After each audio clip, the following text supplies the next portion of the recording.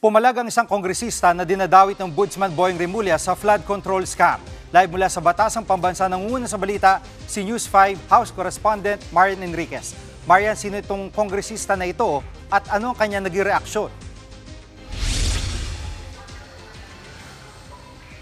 Jiggy, isa nga doon sa mga lumabas na pangalan mula sa Anti-Money Laundering Council o AMLAC na tumanggap umano ng kickback mula sa mga diskaya ay si Bulacan 6th District Representative Salvador Pleito.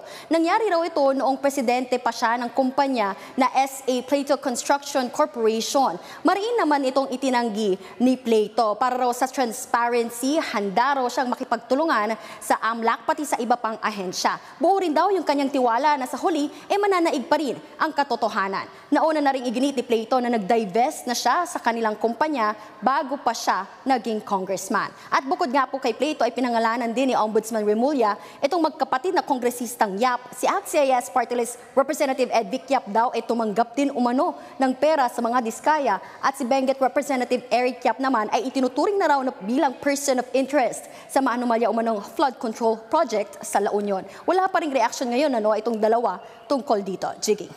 Marian, sa ibang usapin ay dismayado raw si Congresswoman Laila De Lima sa pagkakaabsuelto na Enrile Reyes at Tapoles sa kasong graft kaugnay naman ng pork barrel scam. Tama ka nga dyan, Jiggy. Dismayado nga itong si dating Justice Secretary at mamamayang Liberal Party List Representative Laila De Lima dito sa pagpapawalang sala kina dating Senate President at ngayon Chief Presidential Legal Counsel Juan Ponce Enrile. Nooy Chief of Staff dito na si Gigi Reyes at ang pork barrel queen na si Janet Lim Napoles sa 15 counts ng graft kaugnay nga nitong pork barrel scandal. Pakinggan natin itong pahayag ni Congresswoman De Lima. Medyo na-frustrate kami pag ganyan na merong mga nadidismiss na mga cases flowing from the PDAF Napoles scam. Diyan din ang pitfalls kapag tumatagal ang mga kaso. Parang there's lesser scrutiny, especially from the public. Kapag ilang taon ang lumilipas na hindi nadidesisyonan at mamamalayan na lang natin ay nadidismiss na.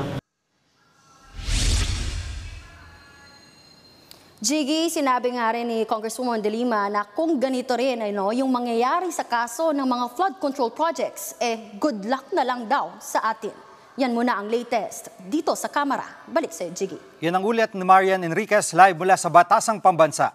Mga kapatid, Jiggy Manikad po, pagdating sa mahalagang balita sa loob at labas ng bansa, dapat una sa lahat, mag-follow at mag-subscribe na sa social media pages ng News 5.